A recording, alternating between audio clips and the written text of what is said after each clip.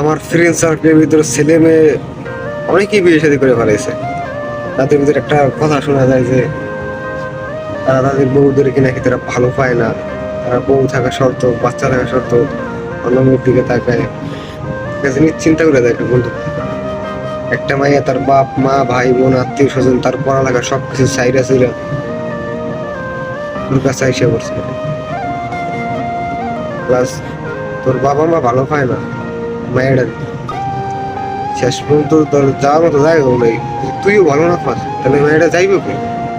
চিন্তা করে দেখছিস এই জিনিসটা? তুই নিজের লোকে চিন্তা করে দেখ। তোর বোন যখন বিয়ে দিবি, তোর বোনের শ্বশুর শাশুড়ি যখন তোর বোনের তীব্র জ্বালা যন্ত্রণা দিব, তারপর যাওয়ার মতো জায়গা থাকবে তোর দুলাভাই, তো দুলাভাই যদি তারা ভালো না পায় তখন যাইব কই? তখন যখন তোদেরকে জানাইবো তোদের কাছে খুব খারাপ লাগবে যদি আমার বোনদের এরকম জ্বালাইতেছে। তবে আল্লাহ ছাড় দেয় কিন্তু কাউরে ছাইরা দেয় না, ঠিক আছে?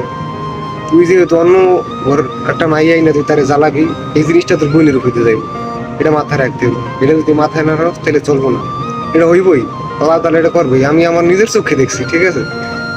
আমার বোনের সাথে যা করছে, আমার দুলাভাইয়ের যে বোন আছে তাদের সাথে তার থেকে 1000 গুণ বেশি হইতেছে এখন, ঠিক আছে? এটা আমার নিজের চোখে দেখা। অতএব একটা মাইয়া বিয়ে সাথে করে আনছিস, তার বাপের বাপ মায়ের আদরের একটা মেয়ে, ওইটা এনে দৃষ্টান্ত করিস না, জ্বালা যন্ত্রণা করিস না, কষ্ট দিস না, ঠিক আছে? একটু ভালো পাইছি, একটু ভালোবাসা দিস, তাতে সে একটু ভালো থাকে মানসিক। দোয়া রইল সবার জন্য।